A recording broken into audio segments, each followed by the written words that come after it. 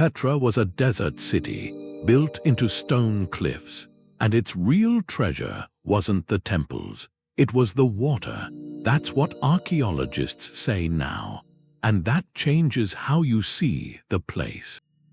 Because this was a city of thousands, and it didn't just survive, it thrived in a landscape where rain was scarce, and when it did come, it was violent. The answer is right there in the rock, carved into it. The Nabateans were engineers. They built a hydraulic system, advanced even by today's standards. They tamed flash floods with massive dams. They channeled water through miles of hidden pipes. They stored it, millions of liters, in secret cisterns. They took catastrophic scarcity and turned it into controlled abundance that created an oasis, a center of power and culture. So Petra wasn't just beautiful ruins. It was a living machine, a testament to collaborating with a fierce environment. It asks a question: what does it take to build a civilization where water is more precious than gold? The desert here isn't gentle. It's all sharp angles and deep silence. The sun bakes the rock. The wind carries dust for miles. This is where Petra was built. To understand that, you have to feel the problem. Rainfall here is rare. It's fickle. Some years it doesn't come at all, and when it does, it's not a gentle shower. It's a sudden deluge, a roaring wall of water. It crashes down from the high plateaus. It funnels through narrow canyons, gathering speed. In minutes, a dry riverbed, a wadi, can become a churning torrent. It can sweep away anything. That's the paradox they faced. For most of the year, water was a memory, a whispered hope. Then, in a violent moment, there was far too much of it. And it was all trying to leave at once. How do you build a permanent home here? How do you build a capital? You couldn't rely on luck. You couldn't just dig a well. The solution had to be as bold as the landscape was harsh. Ancient travelers wrote of seeing gardens here, lush greenery against the red cliffs, standing in the dry heat that must have seemed like a mirage. A beautiful fiction, but it was real. The Nabateans looked at this land, a land of scarcity and destructive abundance. They saw a different story. They saw a system waiting to be built. So what would you do first if you had to found a city here? Would you focus on capturing the rare rain or on surviving its furious arrival? The people of Petra knew they had to do both. Their answer didn't start with buildings. It started with understanding the land itself. They started by watching, not building. Imagine a Nabatean trader long before the great tombs at Petra. His world is the caravan route, moving slowly across rock and sand. His life depends on knowing where the next water is. He doesn't just look at the land. He reads it. He sees a slight stain on the stone that means a seep. He remembers a certain bend in a canyon where a storm once left a pool that lasted for months. That knowledge is his real wealth, more than spices or silk. It's the core genius of his people. They weren't just merchants crossing a wasteland. They were its closest students. And they turned every piece of geographic insight into control. That practical mindset came from where they were. For generations, the Nabateans lived in the gaps between empires. Between the Assyrians, the Persians, the Greeks, later the Romans, that position taught them selective adaptation. From these powerful neighbors, they took things. Mathematics, astronomy for navigation, stoneworking, but they didn't just copy. They filtered every idea through one question: will this help us control water? Will it help us survive here? Their engineering became a focused blend, all for that one goal, and they kept the secrets of that blend very close. The Greek writer Strabo noted their prosperity, but also their secrecy. They treated the knowledge of their water sources like a state secret. Hydrological data was a strategic asset, as important as an army, that led to an engineering philosophy of pure function. No ideology in their pipes, no grand statements in their dams, just utility. They were superb surveyors. They could lay channels with perfect, gravity-fed slopes for miles over rough ground. Their masonry was flawless, cistern linings so seamless they hardly leaked. Above all, they understood the local geology intimately. They knew which sandstone layers were porous and which were solid. They knew how to follow natural cracks to find hidden water, how to reinforce canyon walls against floods. Their work was meant to be invisible, to blend into the landscape it was meant to master. This is very different from other ancient powers. Think of Rome. Roman aqueducts are declarations. They march across valleys on huge arches, proclaiming the empire's power to bend nature by force. The Nabatean way was different. It was about listening, not commanding. Their systems were subcutaneous, woven into the desert's flesh. A Roman aqueduct shouts. A Nabatean channel whispers, hidden in a groove along a cliff or buried under a road. A philosophy of integration, not imposition. And that subtle, brilliant mindset met its hardest test right away. Before you can store any water, you have to survive its arrival. The first, most violent challenge was the flash flood that demanded not just engineering. It demanded a kind of hydrological judo. The flash flood is a desert dragon. It wakes without warning, a deafening roar of water and mud and boulders charging down a dry canyon. For a city built at the end of the Sick, that narrow gorge, this force was an existential threat. One violent storm could have erased Petra before it ever began. So their first great act of engineering wasn't to invite water in. It was to convince most of it to go somewhere else. The solution was redirection. At the mouth of the Sick, where the valley funnels into that slender crack, the Nabateans built a massive diversion dam. The city's first line of defense. Archaeologists have studied the remains. The design is pragmatic. The dam wasn't meant to hold back all the water forever. That would be impossible. Instead, it was built with a specific angle and a critical feature, a sluice gate. When a flood came, the dam's angled face would steer the main force of the torrent away from the Sick entrance. A portion of the water was allowed through a controlled opening into a man-made bypass channel, a tunnel carved through solid rock running parallel to the Sick. This tunnel acted as a pressure release valve, carrying the floodwaters around the city, depositing them further down the valley. But the work didn't stop at the entrance. Walking through the Sick today, you can still see the evidence along the canyon walls. Low retaining walls, skillfully integrated into the natural stone. They line the base of the cliffs. These weren't for people, they were for water. They created a defined channel for the smaller, managed amount of water that was allowed to flow down the Sick itself.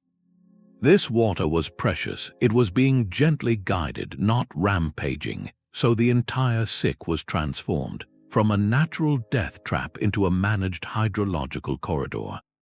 A water highway with traffic rules written in stone. The effectiveness of this system was proven, tragically, in the modern era. In 1963, a catastrophic flash flood hit Petra. Over centuries, parts of the Nabatean drainage network had become clogged with silt and debris. When the flood came, the ancient bypass channels couldn't handle the surge. The water roared unimpeded down the Sick with its full, destructive power, damaging monuments, sweeping away modern infrastructure. That event wasn't just a disaster. It was a stark demonstration. It showed with brutal clarity exactly how well the original system had worked for centuries. The flood of 1963 revealed the genius by showing what happened in its absence. By mastering the torrent, the Nabateans achieved their first critical goal. They turned a catastrophic event into a managed resource. The dragon wasn't slain. It was put on a leash, and now, with the water's destructive power neutralized, they faced the next task, the more delicate one. How do you catch every single drop? The floodwaters were diverted, and the city could finally begin its real work. It became a collector.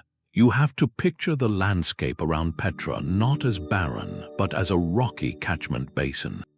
Like an inverted umbrella made of stone, every cliff, every sloping hill, every open plateau became part of the machine. The Nabateans didn't wait for water to come to them. They designed the entire territory to deliver it. That's watershed management. A watershed is just the area where all rainfall drains to a single point. They looked at the ring of mountains around Petra and saw one giant, natural funnel. Their job was to make that funnel efficient. They became masters of runoff. On a grand scale, they studied how water moved across the rock. Then, with subtle interventions, they gave it a better path. They cleared debris from natural drainage lines. They smoothed rocky surfaces to prevent water from soaking in, and they carved a web of small, guiding channels. These weren't massive, they were grooves. Often just a hand's width deep, etched right into the bedrock. They traced the contours of the hills. From the air, it would have looked like veins on a leaf. A fine network of capillaries, all converging into larger vessels. These hillside conduits gathered the sporadic rainfall, the kind that would normally evaporate, and fed it into the main arteries. Different districts used tailored techniques. On a steep cliff, a single deep channel to capture a cascade. On a broad, gentle slope, a fan of smaller grooves to intercept sheet flow. You can still see it. Take the hill above the royal tombs, the urn tomb and the silk tomb. If you climb up and look closely at the rock, you'll find them.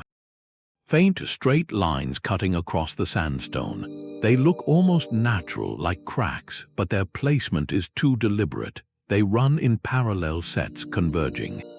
These are the ancient catchment channels, designed to intercept water running off the upper plateau and steer it downhill toward the city's heart.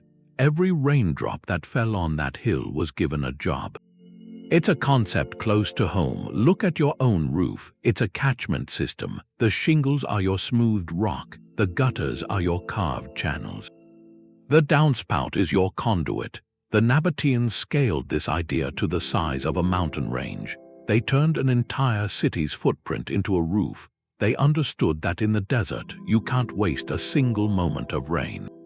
You have to greet it with a prepared surface, a ready path, a planned destination. So now water is flowing. It's been tamed at the canyon mouth, and it's being gathered from every hillside. A constant, managed trickle is entering the city's veins. But a desert city doesn't just need water to pass through. It needs to hold it, to stockpile it against the long, dry months. This precious liquid they worked so hard to collect couldn't be allowed to just run out into the valley and vanish. That was the next great challenge. Where do you put a river when you need to save it for later? Archaeologists knew Petra had water systems, but the real sophistication only came out later when they started peeling back the sand and time. They found lines of terracotta pipes buried along the main street, the side avenues, long runs of them still in place. Each segment was about 2 feet long with a flared end. Designed to slot into the next one, the joints were sealed with a waterproof mortar. There's a story about that. An excavation director once pointed out you could still see the thumbprint. The Nabatean worker who pressed the sealant in centuries ago, this was a planned grid, a pressurized system, the city's hidden vascular system. It worked on gravity. The Nabateans built their main cisterns high up on the cliffs around the city, water stored there. Then its final journey was downhill. The terracotta pipes were laid in trenches, following the streets with a gentle slope. A steady flow powered just by the earth's pull, but they managed the pressure too. Larger pipes were the main feeders. Then, at certain points, smaller pipes branched off. These secondary lines reduced the volume, increased the pressure, pushed water up into public fountains, into the homes of the wealthy, a primitive form of urban plumbing. You could follow a single drop. It falls as rain on a hillside. A carved channel catches it, guides it into a collection basin, then into a cistern carved into the cliff. It sits there in the dark with millions of other drops. Weeks later, a sluice opens. The drop is part of a stream now, rushing into a terracotta pipe under the street of Facades. It moves beneath the feet of merchants. At a junction near the Great Temple, it's diverted into a smaller pipe. That line snakes into a residential quarter. The pipe angles upward, the pressure from the main line forcing it to climb. Then it emerges into a sunlit courtyard, bubbling into a stone basin in a spice trader's home. From a distant storm to a private residence, that was the miracle. This reliable delivery changed urban living. Prosperity wasn't just public, it flowed into the domestic sphere. Gardens in private courtyards, hygiene and sanitation at a level uncommon back then. Industries needed water, dyeing, tanning, pottery. They had it, but the public spaces showed the benefits most. The water that fed homes also fed the city's soul. It filled the great pool in front of the Qasr al-Bint temple. It fed the monumental fountain along the main street. The Nymphaeum, the sound of cascading water, a constant backdrop. This wasn't just utility, it was theater, a demonstration. Here, in the deep desert, life could be lush. Civilized, the network made the city's grandeur possible, but it required something in return: constant, vigilant care. The system that gave life to Petra had a mind of its own. And it demanded a keeper. The pipes needed something to flow through them. The real center of it all wasn't the movement, it was the stillness, the waiting. Petra's engineers built hundreds of cisterns, public ones, private ones, spread across the city and the cliffs around it. Together they could hold a staggering amount, millions of liters of water, just held in reserve. If the channels were like a circulatory system, these cisterns were the heart, pumping life through the dry seasons. They came in different forms for different purposes. Some were monumental, open-air reservoirs, like the great pool next to the Temple of the Winged Lions, a huge, rectangular basin lined with stone that was public storage on a grand scale, a strategic reserve for the city center. But the real genius was in the hidden ones, the underground, rock-cut cisterns, thousands of them, carved right into the soft sandstone bedrock, then lined with a special, brilliant plaster. Modern engineers have looked at that plaster. It was a precise mix, lime and crushed pottery. The lime was the binder, and the sharp, angular pottery fragments created a dense, interlocking matrix.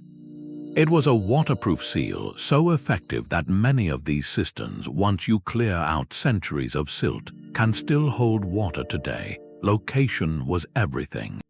They didn't just dig cisterns anywhere, they placed them with strategic intent at the very top of watersheds to catch the first runoff, along the distribution routes, acting like batteries to regulate pressure and supply.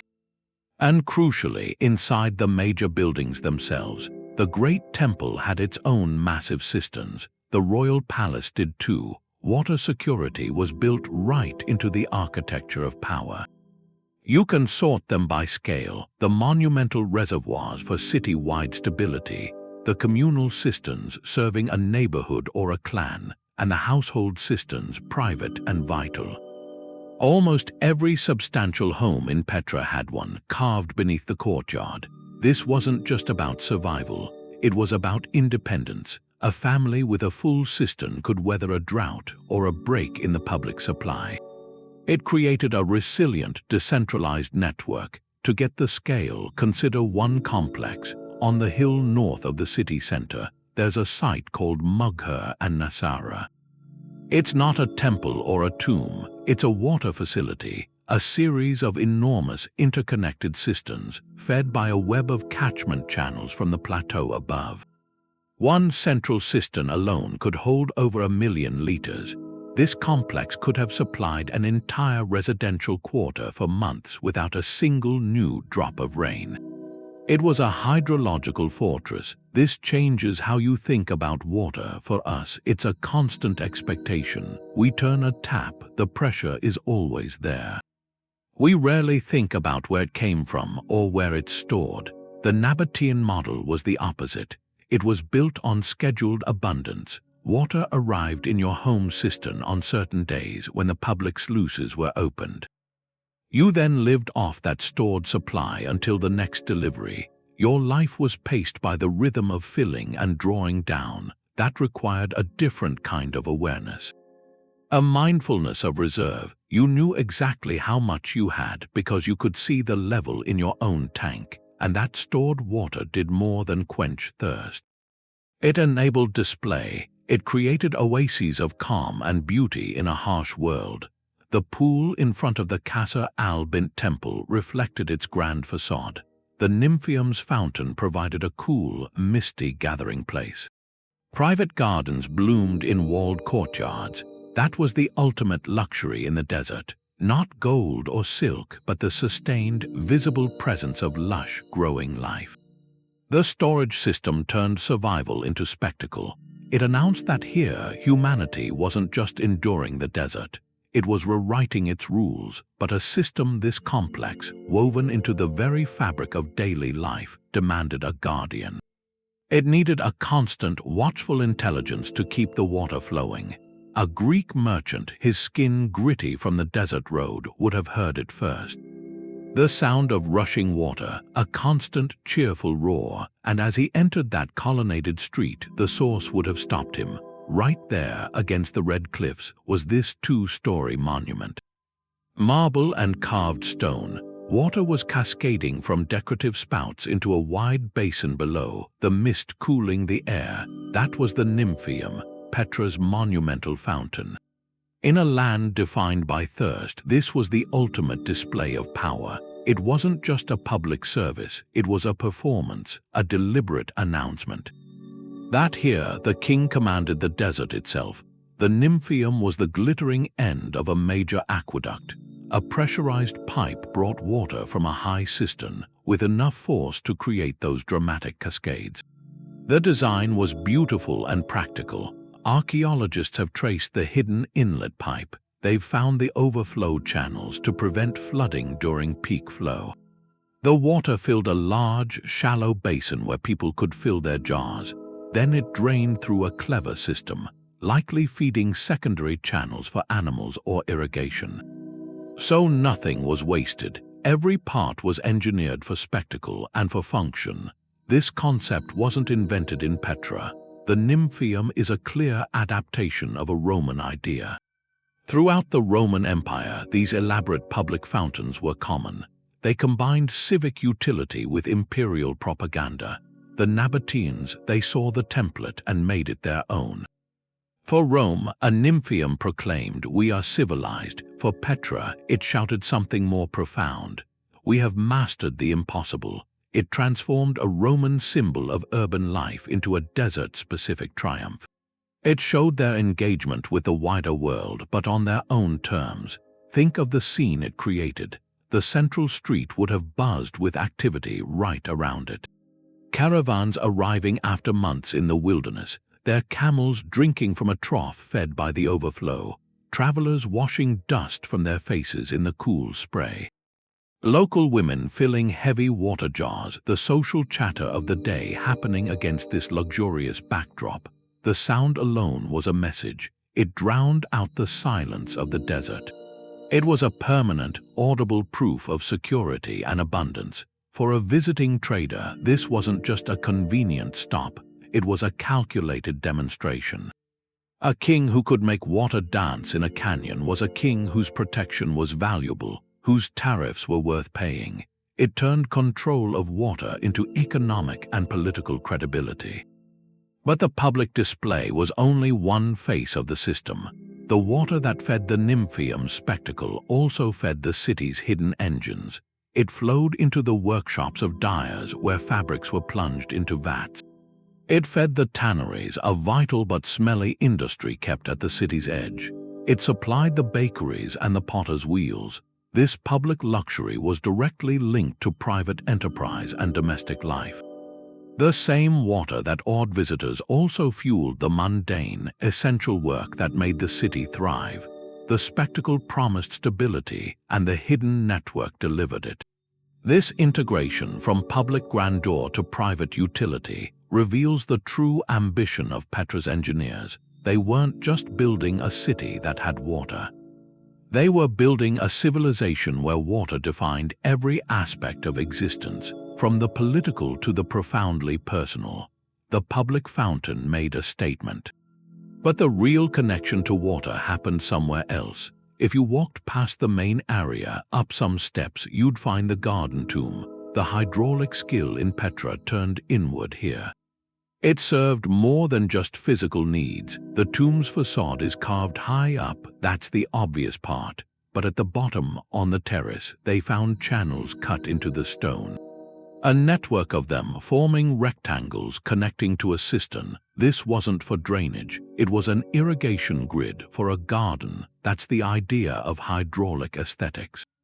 Controlling water wasn't just a technical thing for them, it was an artistic medium. You could use it to change a place of remembrance, make it a place of living beauty. Those channels would have fed plants, olive trees, date palms, vines on the rock. The tomb wasn't just about loss, it was part of a landscape meant for renewal. The engineering had two purposes. It kept the plants alive, and it symbolized eternal life, prosperity continuing. The flowing water made that idea real. Life persisted there, green, against the stone. You see this fusion in other places too. In the great temple complex, they found pools and channels right in the precinct. The water was staged, it would mirror the columns. The sound of it moving provided a background for rituals.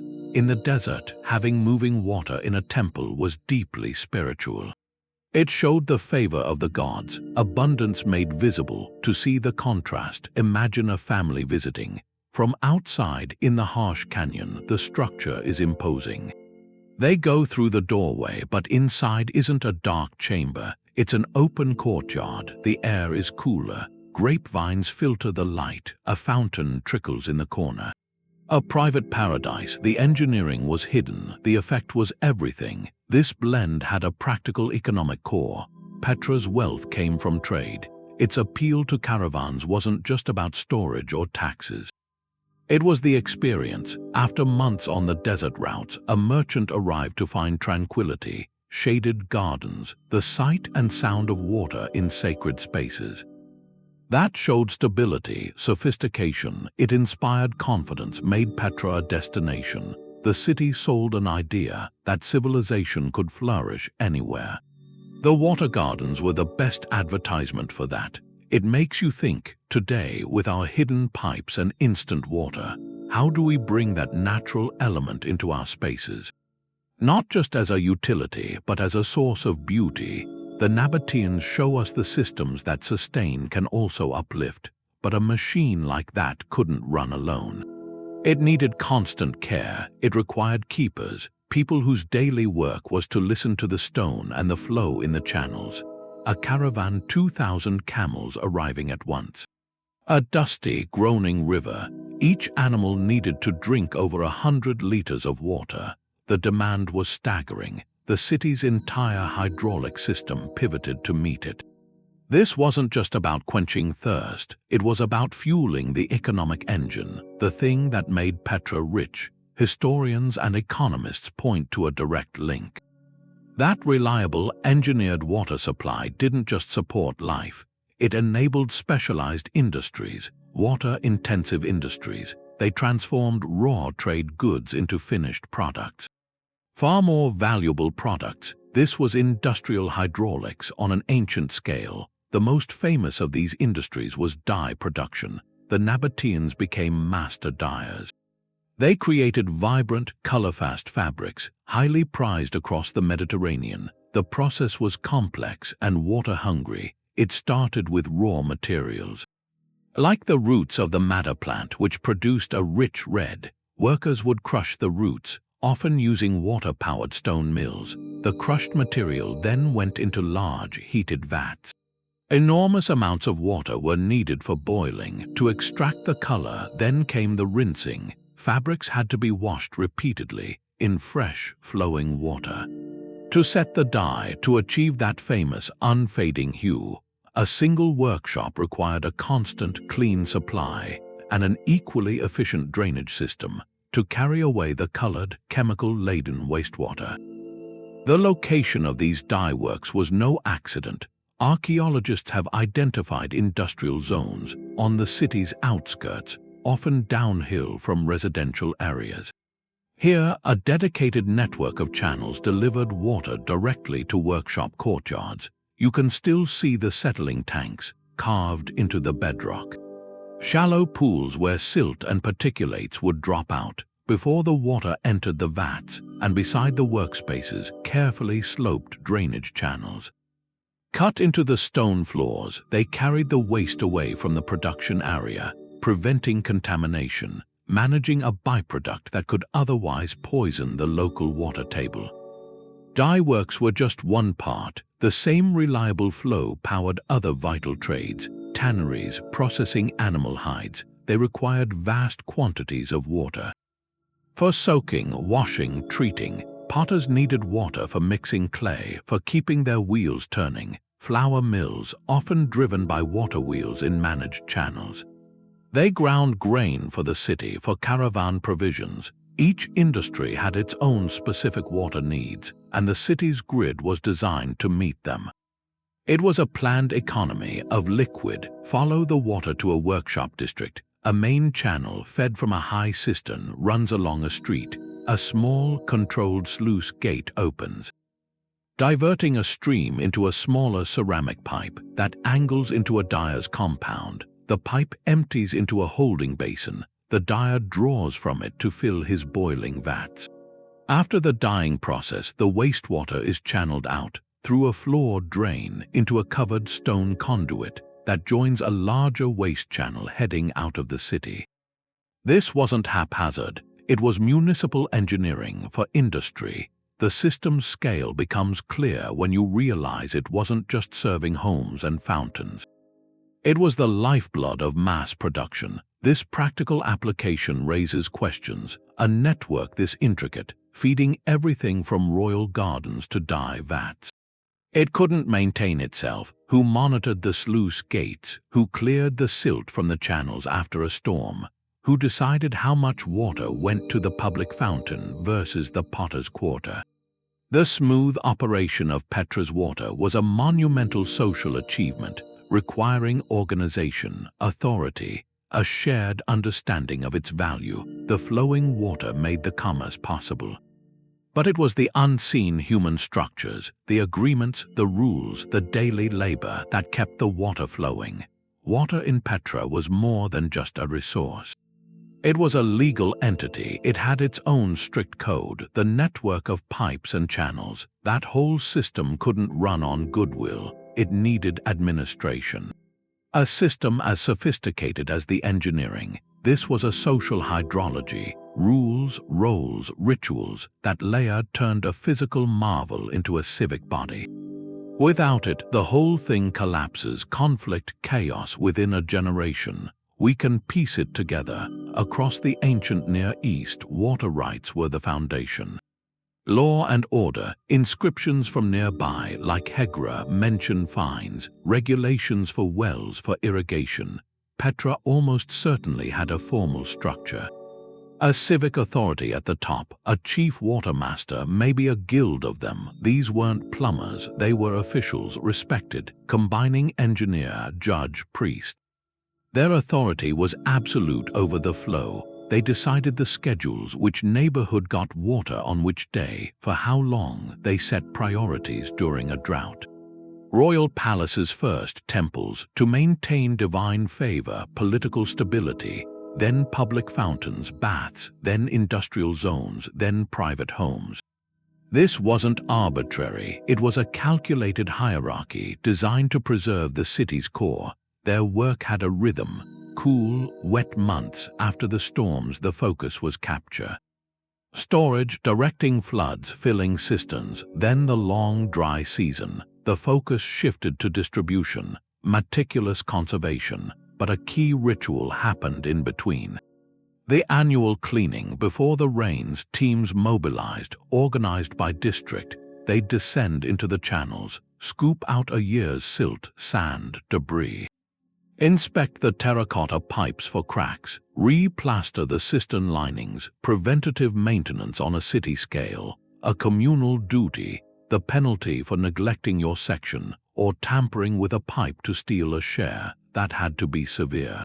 Fines certainly, but in a desert city, water theft wasn't petty. It was a threat to survival, punishable by exile, or worse, to see it in action. Picture a dispute. Two households share a branch line. One accuses the other of secretly extending their pipe, siphoning more than their share. The argument escalates. They don't settle it with fists. They go to the water master. The official would inspect the setup, listen to both accounts, consult the allocation records. His judgment was final. He might order the illicit pipe removed, impose a fine, adjust the flow timers to compensate the wronged party. This wasn't just conflict resolution. It was reinforcing a social contract that in Petra, water was a public good, managed for all under clear, enforceable rules. It makes you think. We have utilities today, we pay bills, we have codes. The concept is remarkably similar. We've scaled it up, automated it. The core challenge is the same. How do you fairly distribute a finite, vital resource across a complex society? The Nabateans answered with technical skill and social ingenuity. That organizational brilliance gave the machine its longevity, turned clever engineering into a resilient, living system. But this sophistication didn't appear overnight.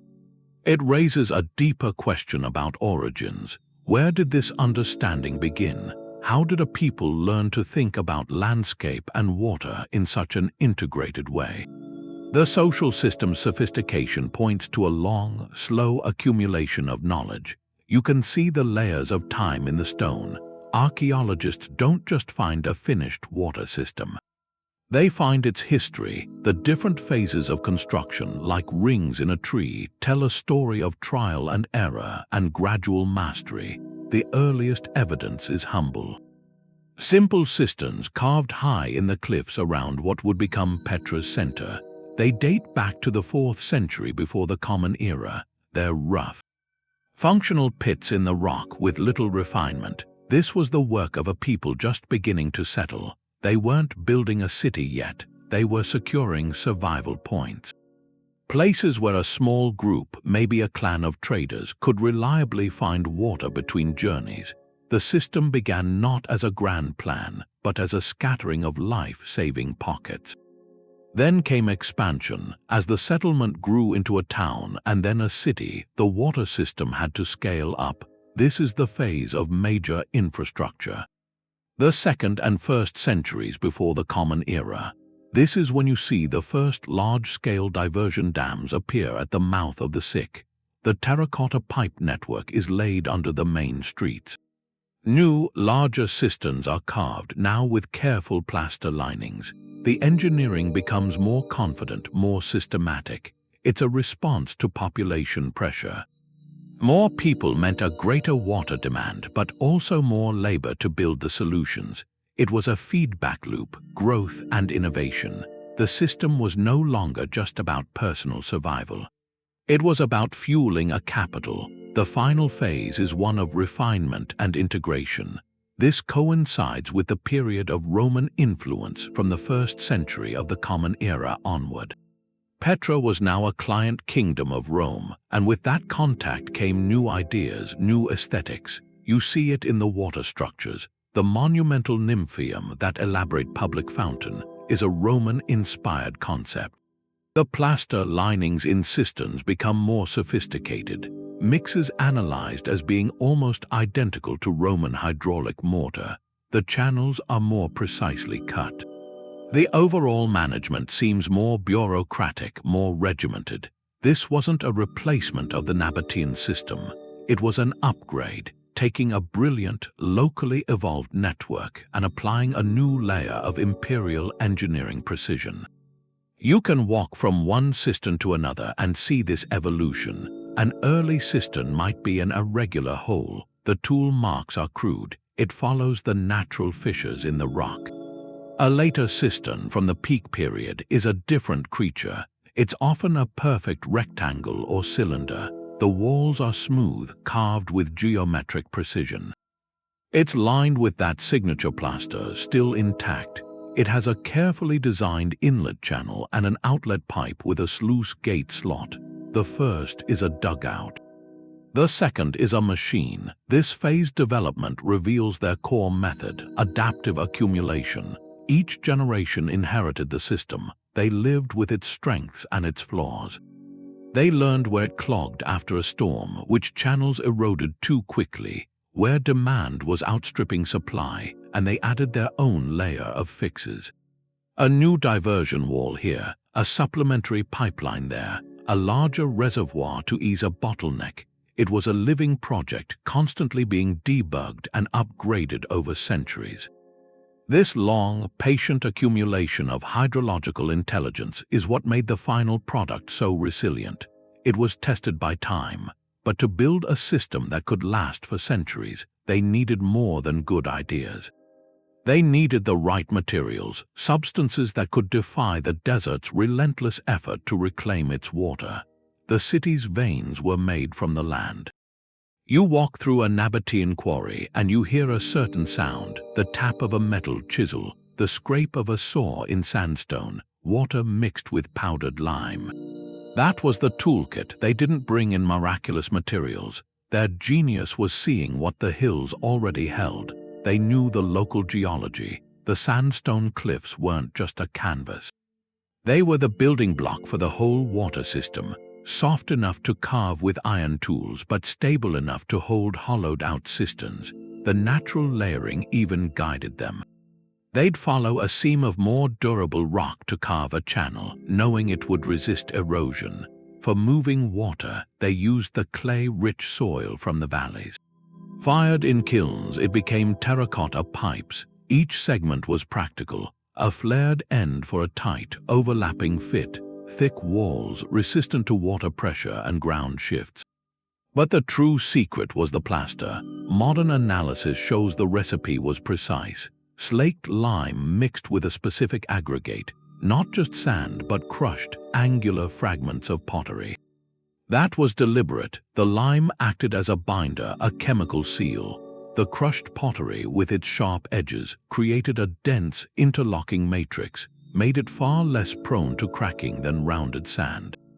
And it had self-healing properties. If a tiny crack formed, water seeping through would react with unused lime in the matrix, forming new calcium carbonate crystals, sealing the crack from within. A smart material engineered for longevity, the techniques were refined, carving channels directly into bedrock. Workers used iron chisels and stone hammers to peck out a groove. Then adzes and finer chisels to smooth it to a consistent slope. That slope was critical. Too steep, water rushes through, causes erosion, leaves sediment. Too shallow, water stagnates. They achieved this with simple tools. A basic frame level filled with water could establish a horizontal line over a short distance. For longer runs, likely sighting methods, stakes placed at intervals aligned by eye or a water sight to ensure a constant, gentle descent over hundreds of feet. Building a cistern was meticulous. First, the location, often a high point for gravity. Excavation, removing the soft sandstone in blocks. The interior shaped into a smooth, barrel-vaulted form to distribute weight. Then the walls were prepared. Hack them with pick marks for the plaster to grip. Then apply the hydraulic plaster in layers, a coarse base, then a finer finish coat. Workers pressing and troweling, no gaps, no bubbles.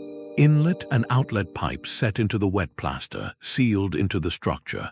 A protective capstone, maybe a locking mechanism for the sluice gate. Every joint in the terracotta pipe network sealed with waterproof mortar, sometimes strengthened with strips of lead wrapped around the connection. That reliance on local materials speaks to sustainability. They built with what the land provided. Sandstone, clay, lime from burnt limestone, minimized the energy and cost of transport, a closed-loop relationship with their environment. The system was born from the landscape it was meant to sustain. It's a lesson. In an age of complex supply chains and manufactured composites, there's wisdom in using the inherent properties of local materials.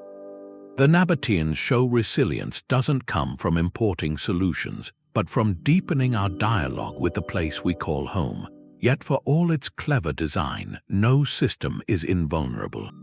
The very water that gave life to Petra also held the seeds of its greatest challenge. The network had weak points, and the desert was always waiting to find them. The system was designed to fail gracefully. Modern networks build in redundancy, so a single break doesn't bring everything down. The Nabateans worked on that same principle. They didn't just build a water supply, they built a resilient grid, a self-protecting one. It had multiple independent sources, springs in different canyons, catchment systems on separate mountain slopes. If one source dried up or was damaged, others could compensate, and the pipe network itself was often branched, not linear. A main line feeding a neighborhood might have a secondary line, a smaller one, looping in from a different cistern that created alternative pathways. So if a section of terracotta pipe cracked under a street, the flow could be rerouted. You could isolate that segment for repair without cutting off an entire district. That's a hallmark of sophisticated systems thinking, avoiding single points of catastrophic failure. You see this foresight in the smallest details. Take the cisterns. Each major reservoir had a carefully designed spillway, a carved channel set at a precise height on the cistern wall. If the cistern filled beyond capacity during a major storm, the excess water would flow out through this spillway. Not over the top, which could erode the structure. It was directed into a safe overflow channel, often leading to a garden or another storage basin lower down. That prevented structural damage from overpressurization. It turned a potential disaster, a bursting cistern, into a managed event, a non-destructive one. Then there were the sediment traps in the main feeder channels, especially those collecting runoff from open slopes. They carved periodic, deeper basins. These acted like settling ponds. As fast-moving water entered the wider, quieter pool, the heavier sand and gravel would drop to the bottom. The cleaner water would then flow out through an outlet pipe set slightly higher. This simple feature prevented the entire network from slowly silting up. It localized the problem. Maintenance crews knew exactly where to go and dig out the accumulated grit. A far easier task than clearing miles of choked pipe, and access for that maintenance was planned from the start. Along major channels, you find carved steps leading down into the conduit, or removable stone slabs covering sections of pipe. These were inspection and cleaning ports. They tell us longevity wasn't an accident, it was a scheduled duty. Teams would, on a regular cycle, open these ports, check for cracks for blockages, scoop out any sediment that had slipped past the traps, reseal joints. This was preventative care woven into the civic calendar. The system was built to be maintained. Picture a practical scenario. A landslide in a minor canyon damages a key channel feeding the Potter's Quarter. In a simple, linear system, the entire industrial district goes dry. Work stops, but in Petra's network design, the impact is contained. Valves or sluices at junctions could be closed, isolating the broken section. Water could be shunted through a different pipeline, perhaps one that normally served a public bath. The bath supply might be reduced temporarily, but the vital industry keeps functioning. The city adapted. It could localize damage and reroute resources. This resilience gave it stability. A bad storm or a rockfall was an inconvenience, not a catastrophe.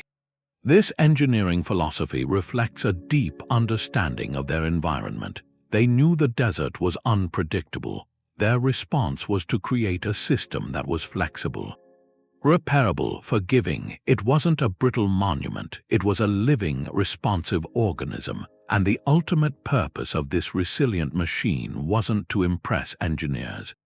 It was to shape the daily rhythm of life for every person who called Petra home. The true test of the system happened not in the grand canals, but in the quiet space of a family courtyard. The courtyard tap was the center of a home in Petra. For someone like Zara, her day started right there at that spigot in the wall. She'd turn it and the water would come. Cool, clear, filling her jar. That was the end point of the whole system. It meant abundance right there, private and controlled. Under her feet, in the bedrock, was the family cistern. A big bell-shaped space lined with that bright plaster, holding thousands of liters. It got refilled on a schedule. The city's watermaster would open a gate in the main line, and a portion of the public supply would come through a pipe right into an inlet at the top of her cistern. She didn't know the mechanics. She just knew that every few days the sound of rushing water would echo up from the opening. Their reserve was full again. That was security, hydraulic security for a single house. You see the evidence in the ruins. Archaeologists find the big storage jars set into floors to keep water cool. They find the stone basins for washing with a drain leading out to a pit. The layout of a comfortable home shows the logic. The courtyard was the hub with the tap and the cistern. Water was drawn there for the kitchen, for drinking and cooking. It was carried to washing areas for a wealthier family that might be a small private bath. A plastered room with a floor drain where you could pour water for a rinse. For a simpler home, washing happened in the courtyard, but the wastewater was managed. Drainage channels carried it away out of the living space that prevented stagnation. It prevented illness. The daily cycle was about conservation. Every drop had multiple lives. Drinking water was the purest, drawn fresh. Water used for washing vegetables might then go onto a small garden plot in the courtyard. Some herbs, maybe a vine. The morning soundscape was built around this, the splash of jars filling, the chatter at the public fountain for those without a private tap, the laughter of children in the runoff channels along the streets after a delivery. That comfort created a normalcy. It freed up the mind for craft, for trade, for family, instead of the anxiety of thirst. Think of your own morning. You turn a tap without a thought. You shower, make coffee. Your water use in one day might be more than a Nabatean household used in a week, but the desire is the same. The comfort of reliable access, the freedom it gives. For Petra, that domestic comfort was the foundation of civic peace. A population not focused on survival is a population that can build a culture. But that personal use was only one part of the journey. The same water that filled a family's jar had a sacred duty next. It flowed into the temples and the tombs where its meaning changed completely. The water from that family jar had a sacred purpose. A pilgrim coming into Petra, the journey itself was a ritual. The sick was a processional way. It narrowed the world, focusing the mind toward the sacred.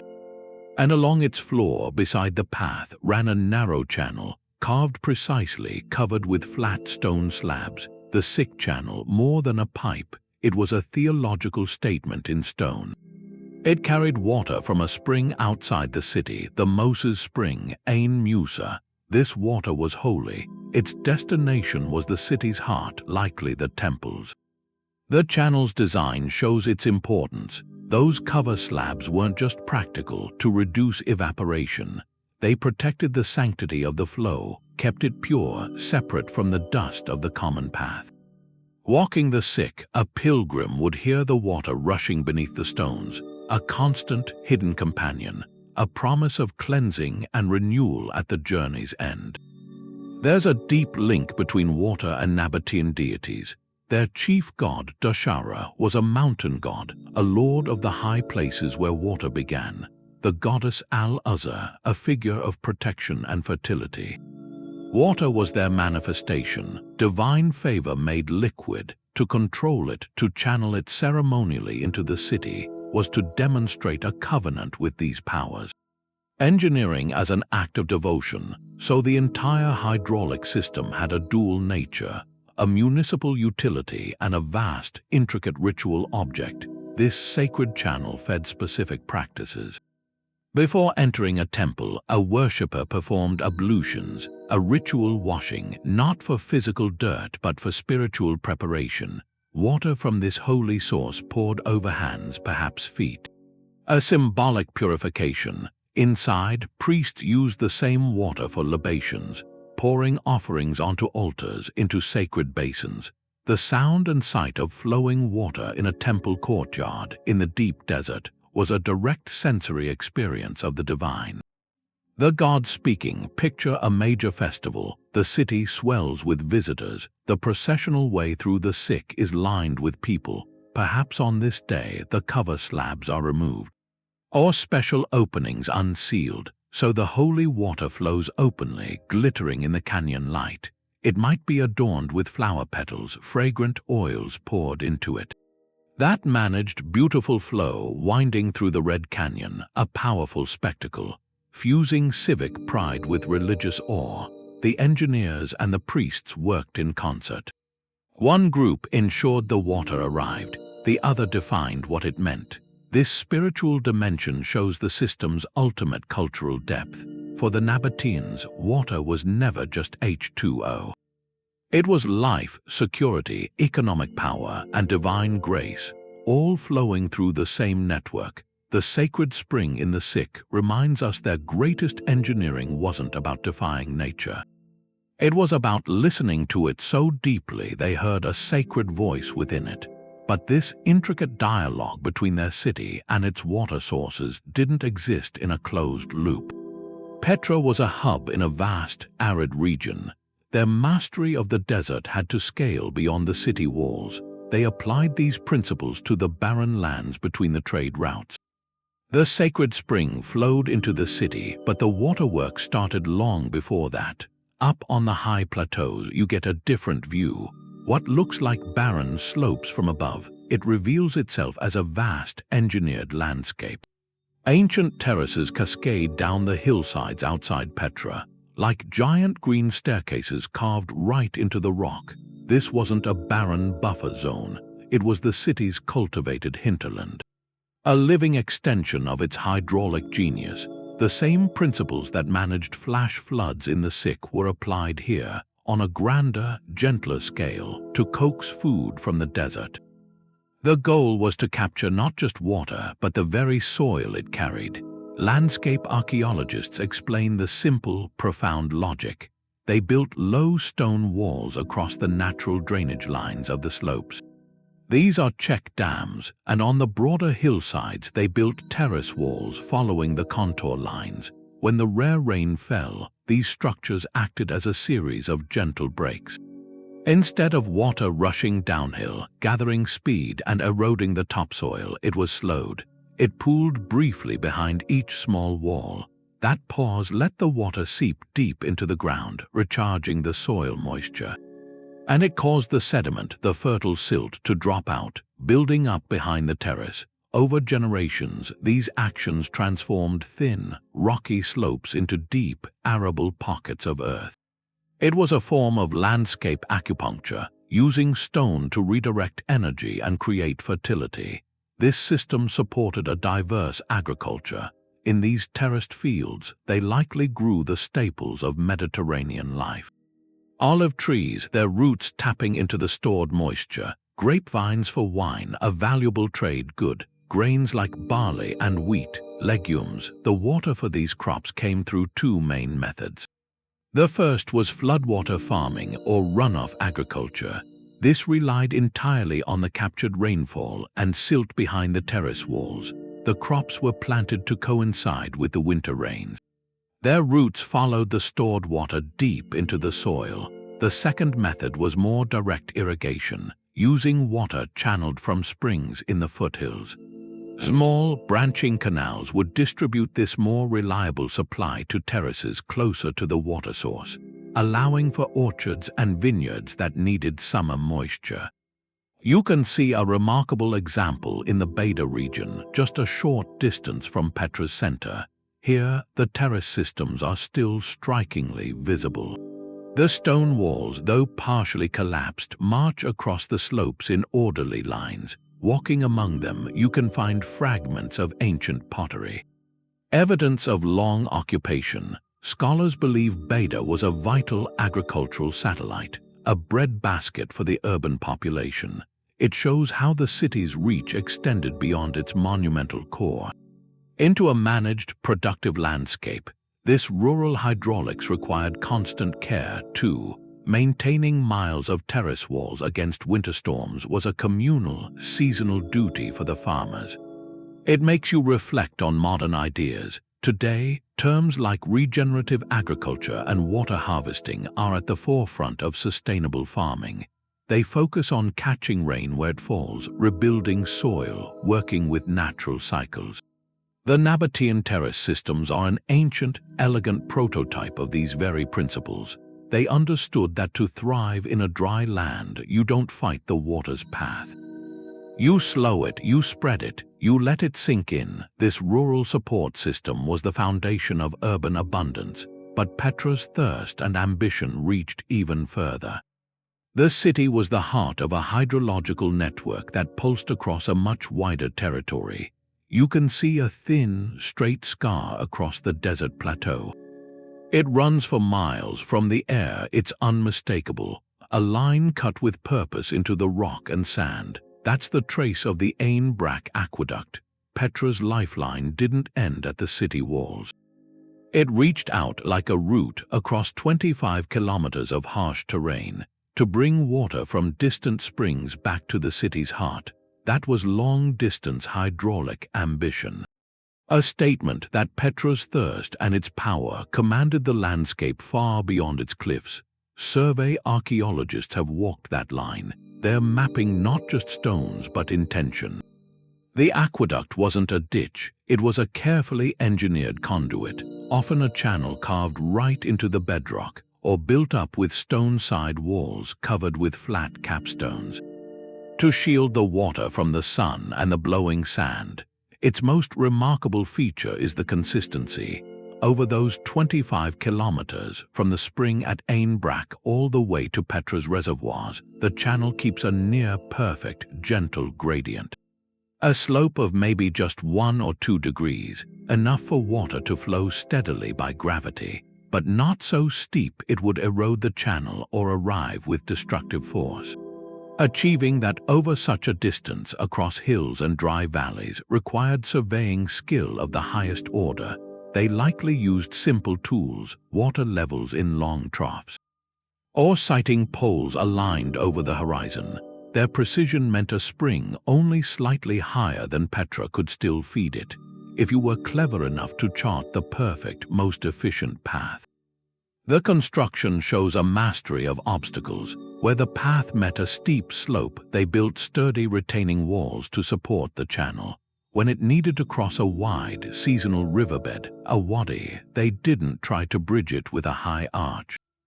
That would be vulnerable to floods. Instead, they often took the channel down one side of the wadi, across the bottom in a reinforced section, and back up the other side.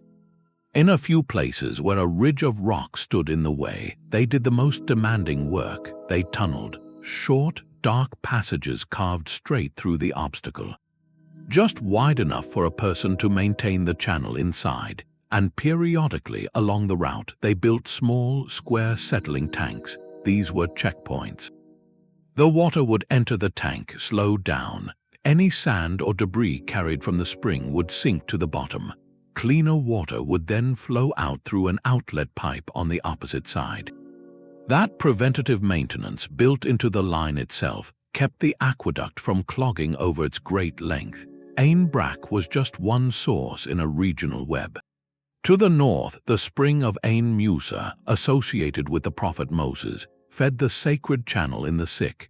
To the south, springs like Ain Dibdiba and Ain Ammon provided additional supply.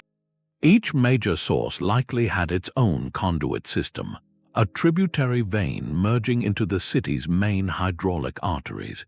This diversified portfolio was a strategic buffer. If one spring's output diminished in a dry year, others could compensate. It spread the risk. Follow the Ain Brak aqueduct on its journey. It begins at the spring, a natural seep in the hills captured and channeled into the man-made conduit. It snakes along the contours of the land, a patient, stone-bound river. It crosses the wide plain of the Wadi Musa. its path visible today as a low linear mound. It climbs slightly to navigate a low hill, the channel cut deep into the rock. Finally, it approaches Petra from the north, merging with other water channels before emptying into the large storage reservoirs that flanked the city entrance. This macro view changes everything. Petra wasn't an oasis that happened to be there. It was a hydrological command center. It pulled water from a catchment area spanning hundreds of square kilometers. This ability to gather and concentrate a scattered resource defined its supremacy. It meant the city could support a population and a level of industry that the local rainfall alone could never sustain.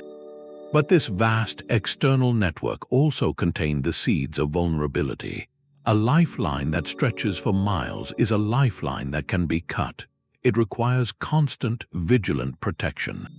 Patrols to guard against sabotage or interference from rival groups, large, organized crews to maintain the lengthy channel, to clear landslides, repair storm damage.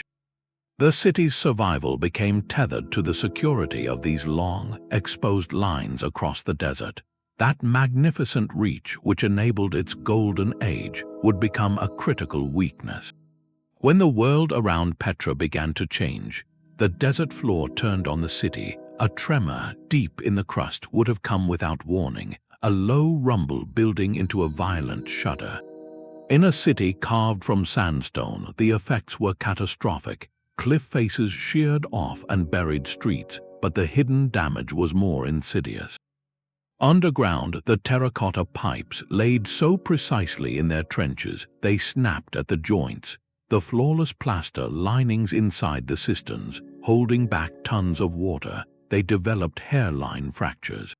An earthquake didn't just knock buildings down, it broke the city's circulatory system in 100 places at once.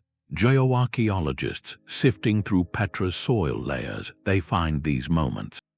A stratum of shattered pottery and rubble mixed with a distinct layer of silt. That silt is the key. It tells them that after the quake, the water systems failed. Broken pipes flooded the streets, depositing that sediment before everything dried out and was abandoned.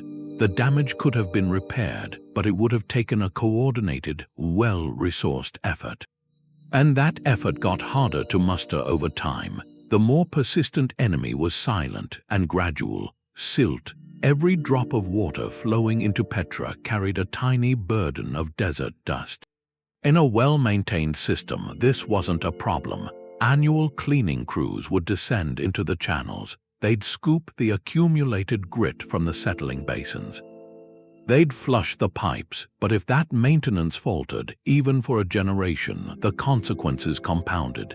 The sediment settled in the channel bottoms, reducing their capacity. It slowly filled the cisterns, shrinking the city's water bank. A major channel, once deep enough for a steady stream, could become a shallow, ineffective trickle. The system began to choke on its own success. Take a specific channel, one feeding a wealthy residential quarter. After some political instability, the civic water masters can't organize the full cleaning crews. Maybe they focus on the core areas, the royal precinct and main temples. This outlying channel is neglected for a few years. A series of minor storms washes extra silt into it. Without cleaning, the sediment builds up, the water flow constricts. The homes in that quarter start getting less water. Their private cisterns don't fill completely. Their courtyard gardens wither. The residents might complain, but the city's attention is elsewhere. The channel is now functioning at half capacity. Then an earthquake strikes. It doesn't destroy the channel, but it cracks its walls in several places. More silt pours in through the cracks. Now the flow is a mere seep. The quarter is slowly abandoned. The channel is forgotten, and over the decades, wind-blown sand finishes the job, burying it completely. This slow, quiet degradation could happen across the city, piece by piece, long before any invading army arrived. It creates a vicious cycle, one you see in the archaeological record. Political or economic decline leads to neglected maintenance. neglected maintenance reduces water capacity and reliability. That reduced capacity weakens the city's economic output, its ability to support its population. A weaker city has even fewer resources for maintenance. The cycle turns, and each revolution lowers the water table of civic resilience. The system designed for resilience could, when its social upkeep failed, become an accelerator of decline. You see it in the ruins, an excavated cistern not shattered but found filled to the brim with compacted silt and sand. It wasn't destroyed, it was rendered useless. A section of terracotta pipe discovered still in its trench, but crushed by the weight of a wall that fell on it in an earthquake and was never cleared away. These aren't the marks of sudden conquest, they're the signature of a slow unraveling, a city that could no longer perform the rituals of self-care that kept it alive. It makes you think about our own world. We rely on vast, invisible networks for water, power, data. Their resilience isn't just in the engineering, it's in our collective commitment to their upkeep. When that commitment wavers, how quickly does the slow silt of neglect begin to fill our own channels? For Petra, this internal weakening coincided with an external shift. The trade routes that had been its lifeblood for centuries, they were changing course. The caravans stopped coming. The great courtyards built for the merchants, the caravanserai, they fell into a deep silence.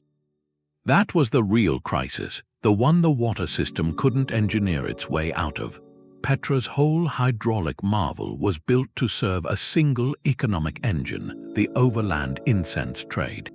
And that engine was being dismantled, not by war, by geography, and by Roman pragmatism. From the 1st century onward, Rome started developing direct sea routes through the Red Sea. Ships could sail from Egypt to southern Arabia and on to India. They carried far more frankincense and myrrh than any camel train. So slowly, predictably, the lucrative flow that made Petra rich began to divert. It was a slow leak in the city's financial reservoir. Economic historians trace the consequences. The city's wealth wasn't based on making things for itself. It was based on taxing the movement of things between others, and as that movement shifted to the sea, the tariff revenue dwindled. The city's coffers, which had funded the masons and the plasterers and the overseers, they began to run dry. You have to think of the water system not as a static monument, but as a living entity. It had a constant hunger for resources. It required paid specialists to survey the channels. It required organized labor to clear the annual silt. It required administrators to manage water rights and distribution. All of that was a line item in the city's budget funded by trade. And when that funding evaporated, the maintenance schedules stretched, then they broke. The link between hydraulic health and fiscal health becomes stark. Under a ruler like King Aretas IV during Petra's peak, the treasury was flush. Inscriptions point to major projects, new cisterns, expanded pipelines. The system wasn't just maintained, it was growing. A century later, the picture changes. You find repairs that are more haphazard, rougher stone, poorer quality mortar. A broken section of terracotta pipe might be patched with a makeshift clay seal instead of being replaced. The grand settling tanks along the aqueducts show layers of silt that were never fully cleaned out. The system is still functioning, but it's decaying at the edges, losing its precision. It's running on the momentum of its earlier construction, not on active renewal. A shrinking population accelerated the decay. As trade declined, opportunities dwindled. Some families left for more vibrant economic centers. Fewer people meant less demand on the water network, which might sound like a relief. But it also meant fewer hands for the communal cleaning duties, fewer taxes to fund the professional crews, and crucially, less social pressure to keep everything in perfect order. When a neighborhood's shared channel began to clog, there were fewer neighbors to organize the repair. The collective knowledge, the institutional memory of how the system worked began to fade. A young person growing up in a diminished Petra might only know a fraction of the hydrological wisdom their grandparents possessed. They might see a carved channel in the hillside as just an old ditch, not understanding its place in a vast, interlocking grid. So this economic perspective delivers a lesson. Petra's engineers solved the desert. They mastered flash floods and stored monsoons, but they could not solve a shift in global trade routes. Their brilliant machine was built for a specific world, and when that world changed, the machine could not adapt. The water continued to flow for a time. But the human system that gave it purpose, that paid for its care, that understood its every nuance, that system unraveled. The pipes might still carry a trickle, but the economy that was its reason for being had moved on. Which leads to the final, quiet chapter, not a dramatic conquest, a gradual letting go. The point where the last family in a residential quarter, tired of fetching water from a failing public fountain, packs their jars and walks away, leaving the sound of the wind to fill the silence they left behind. The last fountain on the main street went quiet. It didn't sputter or crack, it just stopped. The water level in the cistern up above had fallen below the pipe, and one morning the flow never began. The stone bowl stayed dry. After that, the only sound was the wind. It would whistle through the empty columns, blowing sand that started to collect in the ornamental basin. This wasn't a sudden attack, it was an evaporation. A slow, steady emptying out as the city's reason for being faded away. Families didn't run from a catastrophe. They just made practical decisions, one after another. A craftsman found his trade was gone. A merchant followed the money to newer ports. One by one, courtyard gates were locked for the last time, and that great water machine, left without its keepers, without its purpose, began to give way to the very landscape it had once beaten back. Centuries later, in 1812, a Swiss explorer named Johann Ludwig Burckhardt went in disguise as a pilgrim. He'd heard stories about a lost city. What he found was a ghost. He wrote about magnificent ruins, sure, but he also found a small, poor community living inside them. They were using broken pieces of the old system. A few cisterns cleared out caught seasonal rain. Some old channels were used for simple irrigation, but the grand design, the connected web that was completely beyond them. Beyond what they needed, it was a phantom, and they were living in its skeleton. The knowledge hadn't been taken, it had just leaked away, generation after generation, like water from a cracked jar. The land itself was going back. Without the yearly cleaning, the channels clogged, first with silt, then with wind-blown soil, then with tough desert plants rooting in that new earth. What had been engineered waterways became overgrown ditches, their real shape hidden. The cisterns followed the same path, their plaster linings, so strong once, finally cracked from frost or roots. A broken cistern isn't just useless, it's a pit that traps debris. Over time, these huge reservoirs, built to hold millions of liters of life, became garbage dumps. Centuries later, archaeologists digging them up would find no water. They'd find layers of trash, animal bones, fallen stone, a vertical record of abandonment. Later people saw the stonework but missed the system.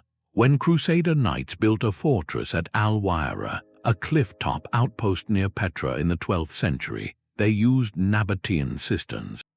They recognized good water storage when they saw it, but they used them alone as still tanks. They didn't connect to the catchment channels on the plateaus above. They didn't keep up the distribution network. They were using a single, disconnected piece of a huge, dead body. The genius of the whole thing was already a legend, if it was remembered at all. Take one specific reservoir, maybe the great pool near the Temple of the Winged Lions. For decades after the city faded, it might have held stagnant water, breeding insects. Then part of its wall fell in. It couldn't hold water anymore, but it made a sheltered dip. Nomadic herders camped there, their goats leaving droppings in the basin. Travelers used it as a campsite, throwing broken pottery and food scraps into the hollow. With every century, the silt level rose. What was once a shimmering, reflecting pool, a symbol of controlled plenty, became a dusty, trash-filled hole. Its original purpose was buried under the literal and the metaphorical sediment of time. It makes you think about how fragile our own knowledge is. How much of what we know isn't in books, but in daily practice, in routines we keep up, in shared understanding. When those routines stop, how fast does a sophisticated ability turn into a mysterious ruin? The silence that fell over Petra's water system was deep. It was the silence of a conversation between a people and their environment that had finally ended. That silence would last for centuries until a new kind of listener came, not a trader or a pilgrim, but someone with the tools to hear the echoes in the stone. The brush moved gently and the sand fell away from a perfect flared edge. It was a terracotta pipe still connected to the next one. The waterproof mortar was intact. With a thumbprint pressed into it 2,000 years ago, this was the moment modern archaeology began to listen. For decades, the water system at Petra was a collection of fragments. A cistern here, a channel there. It was like finding a single wire and trying to guess the shape of an entire power grid. The real breakthrough came when they stopped just looking at the surface. They started using technology to see through the sand and stone. Remote sensing from aircraft and drones began mapping subtle variations in the ground. And it revealed linear depressions running for miles, the ghostly traces of buried aqueducts. Ground-penetrating radar sent pulses into the earth. The reflections came back showing the distinct, hollow shapes of cisterns and tunnels. Hidden just beneath the tourist paths, this wasn't excavation, it was revelation. A hidden city of water, mapped in silhouette before a single shovel touched the ground. Leading archaeologists describe a complete shift in perspective. Dr. Leanne Bedal, who led excavations at the Garden Pool complex, explains how earlier researchers saw features in isolation. A channel was just a ditch, a cistern was just a hole. The new tools allowed them to connect the dots. They could follow a channel from a hillside catchment, trace its path to a settling tank, and then see it feed into a major pipeline heading toward the city center. The isolated features snapped together into a coherent, intelligent design. They weren't looking at pieces anymore, they were reading the blueprint of a living machine. This integrated view changed the fundamental question. It was no longer, what is this structure? It became, what role did this structure play in the system's logic?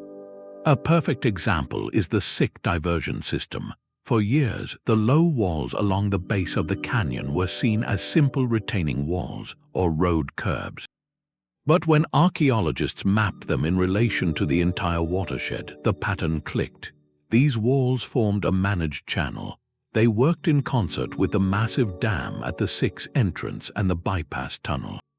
By studying the slopes and the masonry, teams could reconstruct the water's choreographed journey. They could calculate flow rates, understand how the system handled different volumes of floodwater.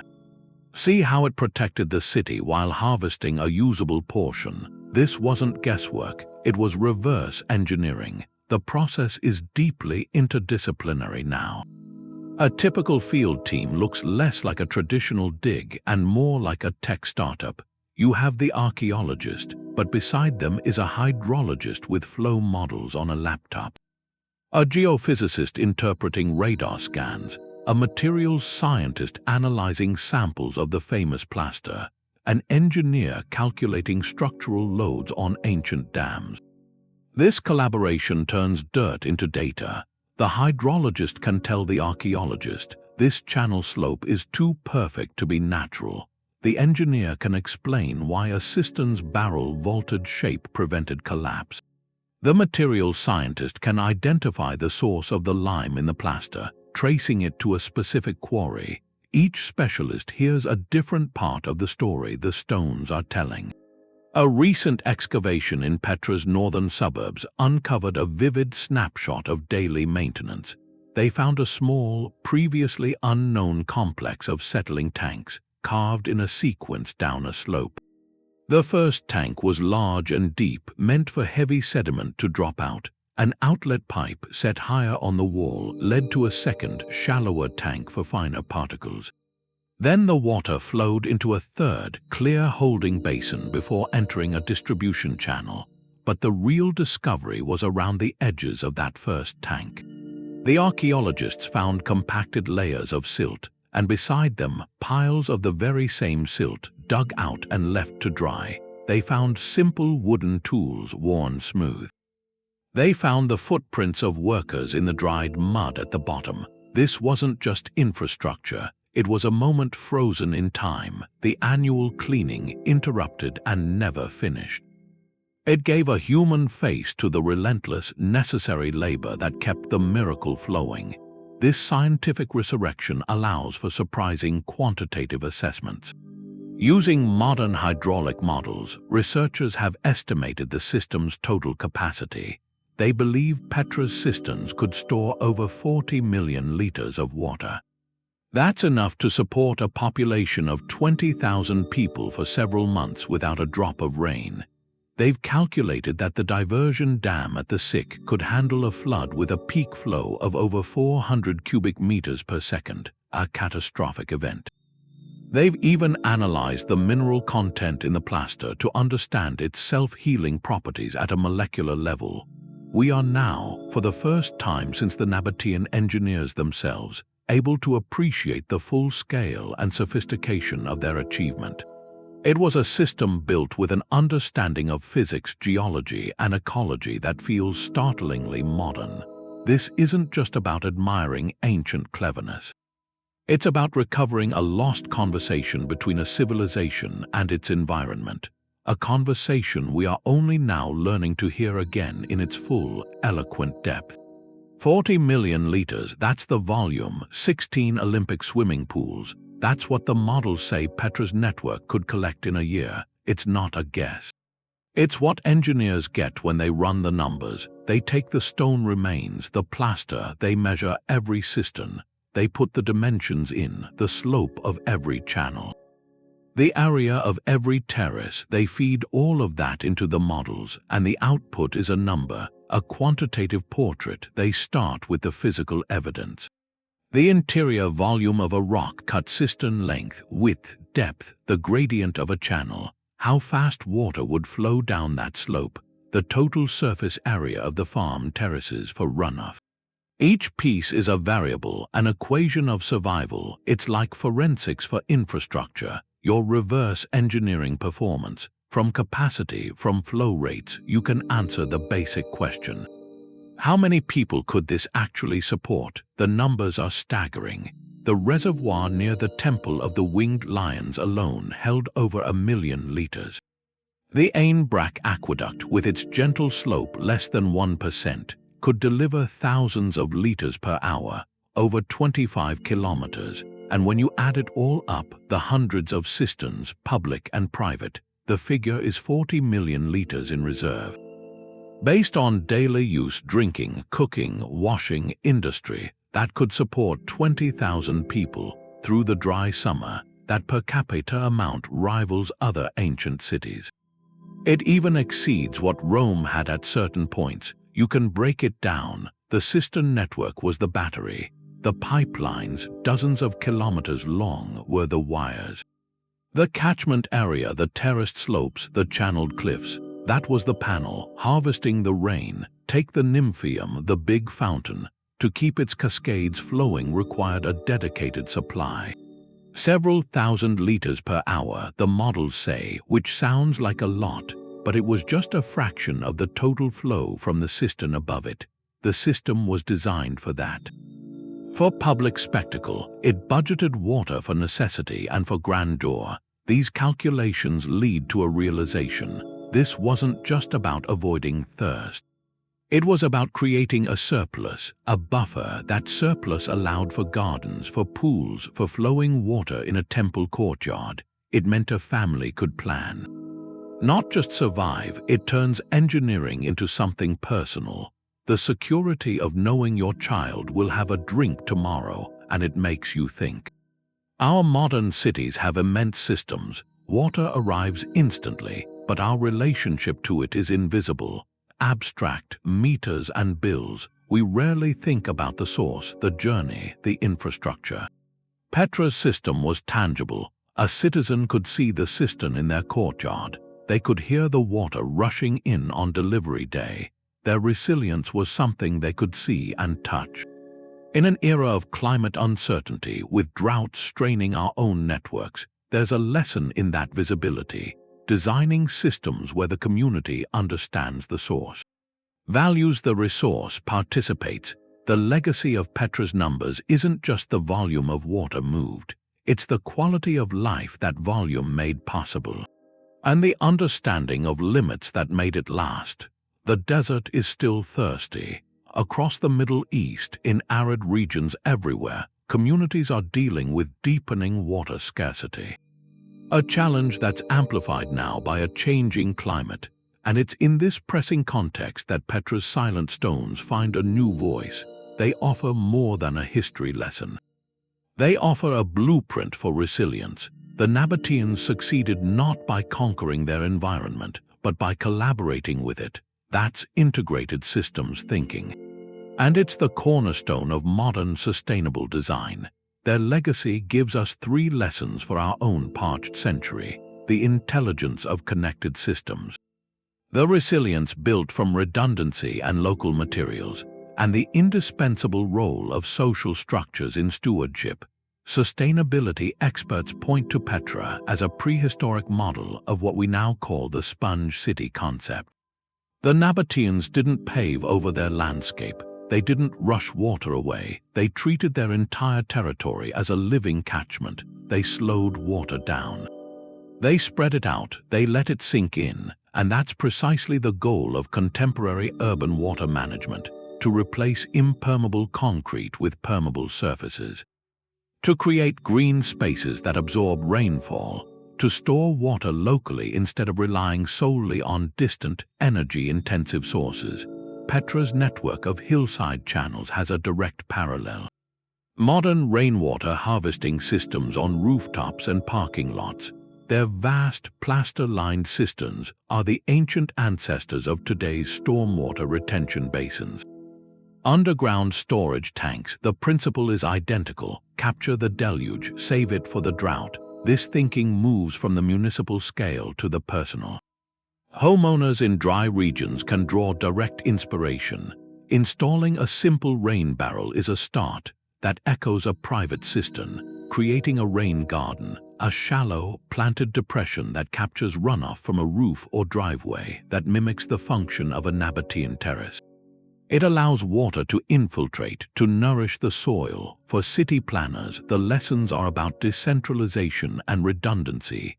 Petra had diversified water sources, multiple springs, multiple catchment areas that prevented a single point of failure. Modern cities can do the same. Invest in a portfolio of water sources. Recycled wastewater, localized desalination, extensive rainwater harvesting, alongside traditional reservoirs. That redundancy builds systemic strength. Much as it did 2,000 years ago, there's an illustrative example. In the dry lands of Jordan, not far from Petra itself, a modern agricultural project has revived the ancient technique of hillside terracing. Farmers, guided by agricultural NGOs, have rebuilt stone walls across eroded slopes. These new terraces slow the rare rains. They allow water to seep into the ground. They rebuild lost topsoil. The result is a revival of biodiversity and crop yields, a direct application of Nabatean landscape hydrology. It shows these aren't museum piece ideas. They're viable, scalable solutions for food security in some of the world's most challenging environments. Ultimately, Petra's most enduring lesson may be social. The brilliant engineering was only as strong as the community that maintained it. The rules, the roles, the shared commitment to upkeep, that was the software that ran the hardware. In our era, technical solutions are abundant, but they often fail without public buy-in, without transparent governance. Successful modern water management requires the same blend. Smart engineering paired with civic engagement, education, equitable policies. The Nabateans teach us that sustainability isn't a technology you install. It's a culture you cultivate. They looked at a landscape of scarcity and saw a system of abundance. As we face our own uncertain climate future, their stones ask us if we can learn to see with the same profound cooperative vision. A single footstep doesn't do anything, but 1 million visitors a year, that's a different pressure. The desert feels it, and the act of finding Petra again, of coming to see it, that act is now part of the problem. The system that made the city livable is threatened by the people who come to look at it. Those water channels cut to last forever, they're being worn down by all those feet. The plaster in the cisterns that used to have a whole group of people maintaining it, now it deals with the shake from buses, the damp air from crowds packed into tight spaces. So the question becomes 3 things at once. You have to preserve the ancient stone. You have to allow for tourism, because that's the economy now. And you might even need to turn parts of the old system back on to help manage the site. It's a kind of stewardship as complicated as anything the Nabateans dealt with. Teams from UNESCO and Jordan's Department of Antiquities, they're working on that line.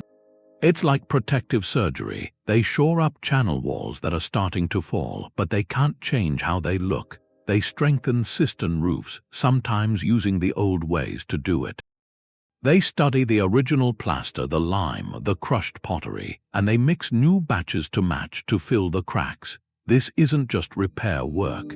It's like continuing a conversation with the first engineers. Speaking their language of stone and mortar, there was a big project at the main dam right at the entrance to the sick. Silt and small earthquakes had made it weak. If it gave way, it wouldn't just be an archaeological loss. It would be a danger to everyone below it. So the engineers recorded every single stone. Then they fixed the joints the old way, with just a little hidden reinforcement added in.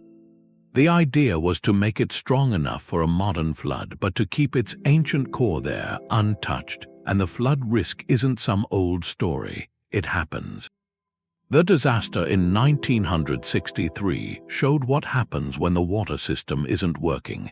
Now, with thousands of people in the sick every day, a sudden flood would be a catastrophe. So the people managing the site now, they've had to become water masters themselves. They watch the weather radar, they have alarms and evacuation plans. But they're also looking back at what the Nabateans did. There are projects to clear out the old bypass tunnel, that channel they cut to send floodwater around the city. The goal isn't to reroute the whole valley, it's to understand how much water it could handle. If they clear a section, could it work as a safety valve now during a bad storm? It's this mix, ancient infrastructure meeting modern risk management. Even the new things built for tourists are designed with this in mind. Pathways are laid so people don't walk on the water channels. Viewing platforms spread the weight away from cistern lids. The gravel they use for paths, it's chosen so water can sink through it, like the Nabateans intended, so it doesn't just run off and cause erosion. The idea is to make the tourist footprint as light as the Nabatean touch was. You can see it in the work on the Ain Brak aqueduct. Archaeologists and water specialists dug out a section that was buried by landslides. It was excavation, but it was also forensics. They cleared the rubble and mapped the slope of the channel. They took samples of the plaster. They recorded how the settling tanks were built. They weren't just uncovering a ruin. They were collecting data to answer a question. How much water could this thing actually carry?